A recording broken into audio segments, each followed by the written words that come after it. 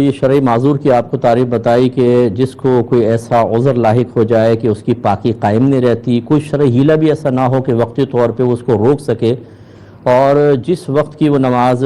جو وقت ہے نماز کا، اس کے وقتی فرض بھی وہ ادا نہیں کر سکتا ہو طہارت کے ساتھ، وہ شرعی معذور ہے۔ اب انہوں نے کویسچن کیا کہ مثلا اس نے عصر کا وضو کیا، اب مغرب کا ٹائم آیا تو مغرب کی نماز پڑھ سکتا ہے کہ نہیں پڑھ سکتا؟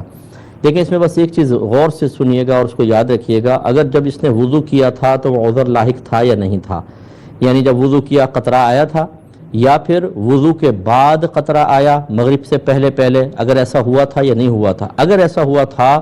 تو اب مغرب جیسی وقت آئے گا اس کو دوبارہ وضو کرنا پڑے گا، کیونکہ وضو ٹوٹنے کا سبب جو پایا گیا اس نے پچھلے وقت میں تو اثر نہیں کیا، لیکن جیسے اگلا وقت آئے گا اثر انداز ہوگا، وضو توڑنے کا سبب بن جائے گا، نیا وضو کرنا ہوگا۔ اس صورت میں اگر اس نے مغرب کی نماز شروع کر دی تھی تو وہ ناپاکی کی حالت میں کی ہے، یاد آ گیا نماز توڑے، وضو کرے اور دوبارہ نماز پڑھے۔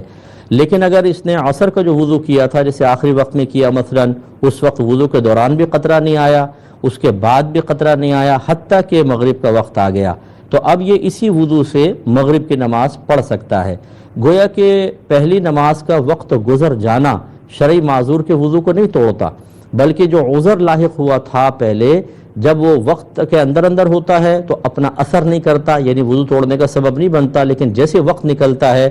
وہ سبب وضو کو توڑ دیتا ہے۔ لہٰذا یہ جو کہا جاتا ہے کہ وقت گزرنے سے وضو ٹوٹ جاتا ہے، شرعی معذور کا وضو ٹوٹ جاتا ہے، وہ ویسی محاورتاً یا مجازاً کہہ دیتے ہیں، اصل سبب یہ ہے جو میں نے عرض کیا ہے۔